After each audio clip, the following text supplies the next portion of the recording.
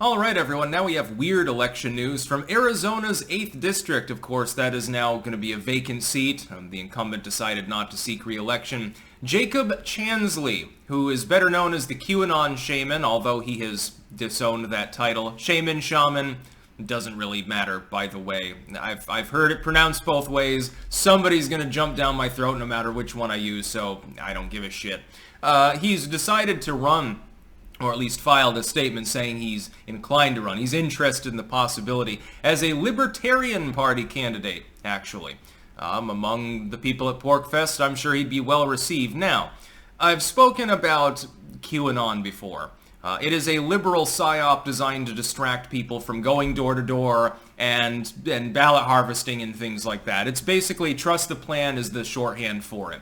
The concept is to lull people who supported Trump especially, and to a lesser extent Republicans in general, into the false hope that somebody on the inside with inside information just knew what was going on, had a handle on it, don't worry too much about it, guys. You know, remain tame, and then you have schizo posting on 4chan and things like that. And Jacobchansley, of course, was very much taken into this at the time, and possibly still is. Of course, as part of the agreements that are reached by the persecuted J6 defendants, oftentimes they have to self-deprecate and humiliate. It's like a struggle session. They have to sit there and humiliate themselves and write an apology letter saying, oh, I did such a terrible thing. Donald is evil, and the devil made me do it, basically. The devil being orange in this case, not red. And I'm really, really sorry about that. And so he served, a fairly short amount of his sentence, and now has been released so he can run for office. And I wish him well. If anyone knows the ins and outs of the injustice system, it's going to be somebody like him who did nothing violent. He was waved in by the police. He walked around and took selfies and shit like that and posed for the cameras, and he didn't really do anything else. He was just sort of there. This is the case for most of the J6 defendants. Again, there are people that are facing felony charges for shaking a fence and not even entering the Capitol building, by the way. There were people that were killed on that day despite being unarmed. It was the only time that an unarmed protester was killed by the cops, and the liberals didn't decide to raise a fuss about it. Ashley Babbitt, etc. So yeah, I wish him well in that. I can understand why he wouldn't want to run as a Republican at this point, mainly because most of the party decided to throw these people under the bus. Trump single-handedly trying to pay their goddamn legal bills, which, when you're also paying your own in 4 persecutorial cases, becomes a little bit much. And my hope is that Trump is reelected and pardons all of these people, by the way, insofar as federal charges apply. And in the case that there's no violent charge. You don't pardon the person who actually tried to smash a cop in the head with a baseball bat. Wouldn't look good politically, and it's also not just. Just because you're entering a building illegally, technically speaking, kind of, sort of, when the door's open for you, doesn't mean that you go haywire and start attacking people. Most of the people there, though, didn't do that. If anything, there was some petty vandalism. There were a few instances of theft. For the most part, it was just it's trespass. Simple criminal trespass was basically the charge that most of these people should have actually been charged with.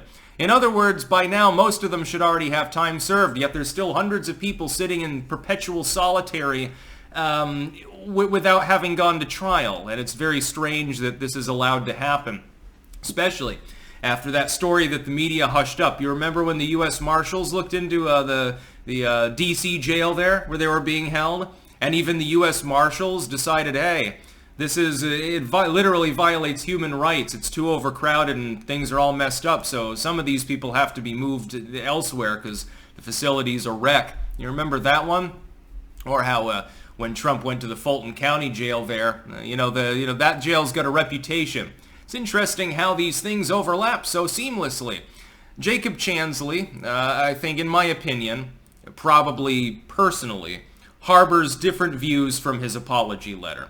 And he can also, and this is probably the legit part, is taken in by the QAnon conspiracy bullshit. Yeah, there were a lot of people that were.